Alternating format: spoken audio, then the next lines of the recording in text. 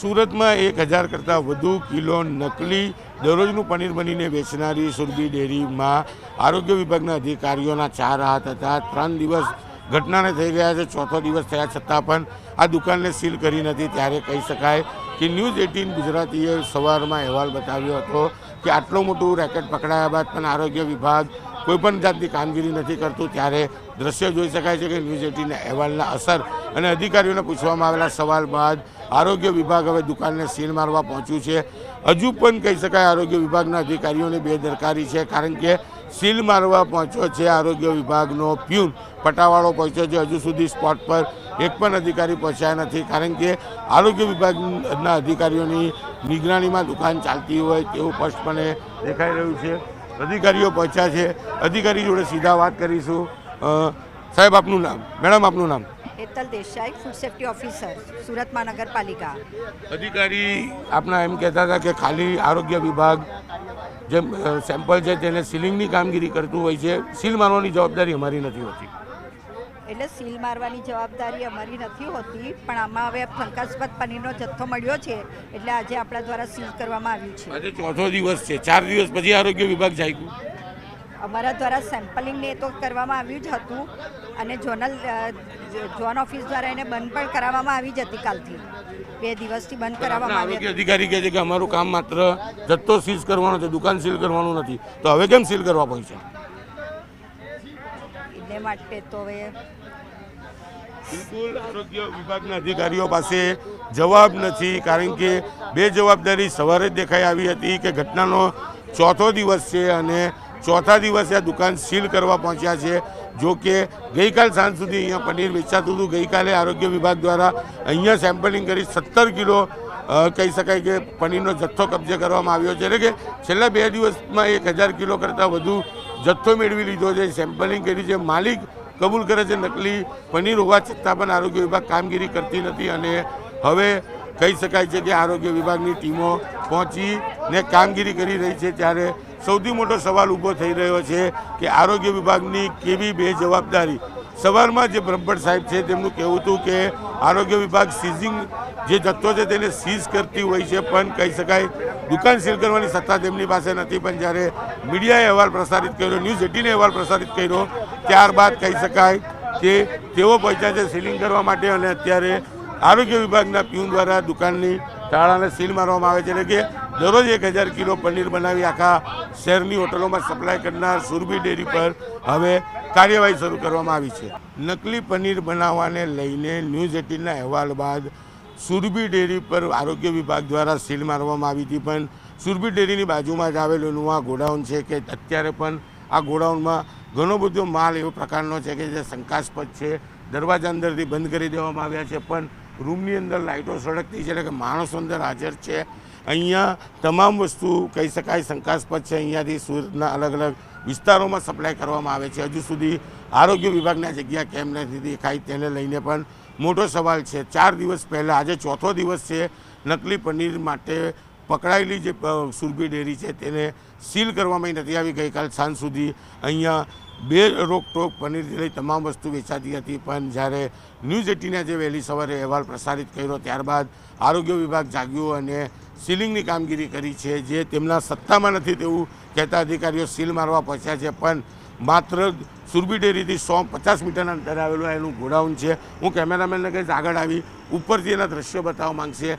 અત્યારે બી ત્યાં ચંપલ છે, દરવાજો ખુલ્લો છે, માણસો અંદર કામ કરી રહ્યા છે, પણ આ ગોડાઉન હજુ સુધી આરોગ્ય વિભાગને દેખાયું નથી। એટલે કે દુકાન નામની માત્ર સીલ કરી છે અને તમામ વસ્તુ શંકાસ્પદ અહીંથી બનીને હજુ પણ શહેરના અલગ અલગ ખૂણે પહોંચી રહી છે, પણ આરોગ્ય વિભાગને આ વસ્તુની જાણ કેમ નથી તેને લઈને મોટો સવાલ છે। કહી શકાય આરોગ્ય વિભાગ દ્વારા સુરભી ડેરીના સંચાલક છે તેને બચાવવા માટેનો પ્રયાસ થઈ રહ્યો છે। રાજકીય પ્રેશરો શરૂ થયા છે, પણ આ વ્યક્તિ કે જેને પોલીસ સામે કબૂલ્યું છે કે 1000 કિલો કરતાં વધુ નકલી પનીર બનાવી સુરતના અલગ અલગ હોટલોમાં સપ્લાય કરતો હતો, ત્યારે જોવાનું એ રહ્યું કે આ ગોડાઉન ઉપર હવે આરોગ્ય વિભાગ તપાસ કરી અહીંયા સીલિંગની કામગીરી કરે છે કે કેમ। કારણ કે સીધી રીતે આરોગ્ય સાથે સુરભી ડેરીના સંચાલક નહીં, પણ આરોગ્ય વિભાગના અધિકારીઓ લોકોના આરોગ્ય સાથે ચેડા કરતા હોય તેવું આ ઘટના પરથી ફલિત થાય છે। સુરતમાં નકલી વસ્તુઓની બોલબાલા છે. એક પછી એક નકલી વસ્તુ પકડાય છે. થોડા દિવસ પહેલાં નકલી ઘીની 3 ફેક્ટરી ઝડપાઈ હતી. ત્યારે હવે નકલી ઘીનું એક મોટું રેકેટ પોલીસે પકડી પાડ્યું છે. આરોગ્ય વિભાગ જોડે તો આરોગ્ય વિભાગના અધિકારી બ્રહ્મભટ્ટ સાહેબ આપણે સીધા વાત કરીએ. સાહેબ, પનીર પકડાયું છે, 700 થી 900 કિલો પનીર પકડાયું છે. કયા પ્રકારની કાર્યવાહી?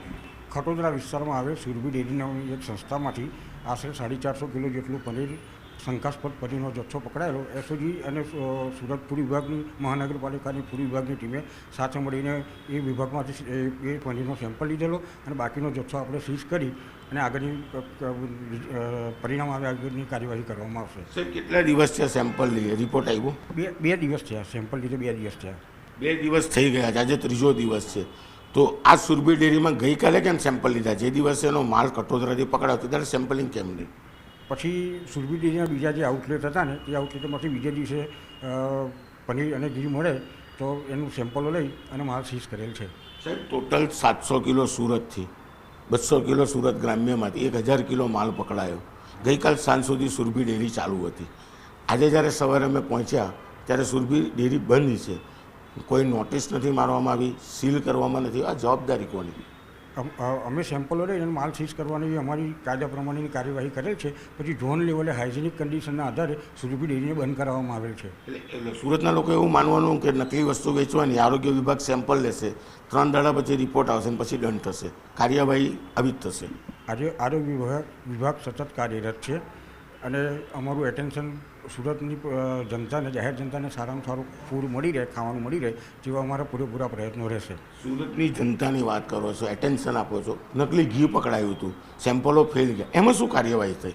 એમાં આગળના કાયદા પ્રમાણે આગળની કાર્યવાહી કરવામાં આવે. શું પણ આગળના કાયદા પ્રમાણે તમે ખુલીને બોલો.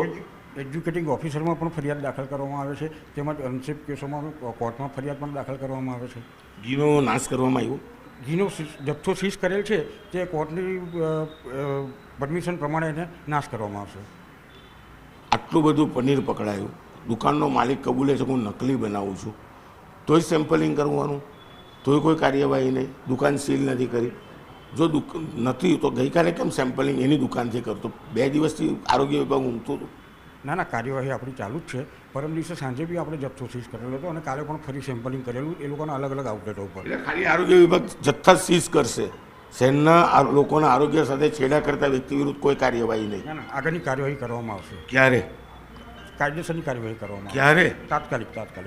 અને તાત્કાલિક ના કહેવાય સાહેબ, 2 દાડા દુકાન ચાલુ રહે, માલ હજુ બી એની દુકાનમાં છે, શટર બંધ કરીને બેઠી માણસ બંધ કરી દે અને તાત્કાલિક કાર્યવાહી ના કહેવાય. આ શહેરના લોકો જોડે છેડા કોણ કરે છે? દુકાન માલિક કરે છે કે આરોગ્ય વિભાગ કરે છે? ના, હવે આપણે એને બંધ જ કરાવી દઈશું. તો હજુ અત્યાર સુધી કેમ ના કરાવ્યું? આજે 3જો દિવસ છે. કાલનું બંધ કરાવી દીધું. કાલનું બંધ જ કરાવી દીધું. માલ તો પરમ દિવસે પકડાયો હતો ને, આજે આમ જોવા જઈએ તો 4થો દિવસ છે. આજે કાલે પણ સેમ્પલિંગ કરેલું ને આપણે, કાલે પણ સેમ્પલિંગ. એટલે તમે કાલે સેમ્પલ લેવા ગયા તો દુકાન બંધ કરાવીને 3 દિવસ તો એને દુકાન ખોલીને માલ તો વેચ્યો જ છે. છે કોઈ જવાબ તમારી પાસે? અત્યારે કોઈ જવાબ નથી. કારણ કે જ્યારે એસઓજીએ પનીર બતાવ્યું એના આગલા દિવસે બપોરના ટાઈમે તમારી રેડ થઈ હતી. ગઈકાલે એટલે કે 3જા દિવસે ગઈકાલે તમે એની દુકાને સેમ્પલિંગ કર્યું. એની દુકાનમાં જે નકલી માલ હતો એ તો એને પ્રેમથી લોકોને વેચ્યો અને ખવડાવ્યું. નહીં, એ આપણે સીઝ કરી દીધો. એ માલ પણ સીઝ કરી દીધો છે. એ માલ પણ ગઈકાલે સીઝ. જો આ માણસ નકલી પનીર 1000 કિલો બનાવીને વેચતો હોય તો એની દુકાનમાં રહેલી કઈ વસ્તુ ઓરિજિનલ માની શકાય? એ બાબતે કોઈ તપાસ કરી? એની તપાસ ચાલુ છે. ડેરીની બધી ડેરીમાં તપાસ ચાલુ છે અને અત્યારે પણ અમારી કાર્યવાહી ચાલુ જ છે. બિલકુલ. સુરતનું આરોગ્ય વિભાગના જવાબ સાંભળ્યા હશે કે તપાસ ચાલુ છે. 4થે દિવસે તપાસ કરી રહ્યા છે કે એની દુકાનમાં રહેલી બીજી બધી વસ્તુ નકલી છે કે નહીં. એટલે ચોક્કસ લોકોના આરોગ્ય સાથે દુકાન માલિકો નથી છેડા કરતા, દુકાનના માલિક કરતાં જવાબદાર છે કે લોકોના સ્વાસ્થ્ય માટે બનાવેલું આરોગ્ય વિભાગ જ છેડા કરી રહ્યું છે. માત્ર કાગળ ઉપર કામગીરી બતાવે છે. 4થે દિવસે સેમ્પલિંગ કરે છે અને સેમ્પલ પાસ થાય તેની રાહ જોવાય છે.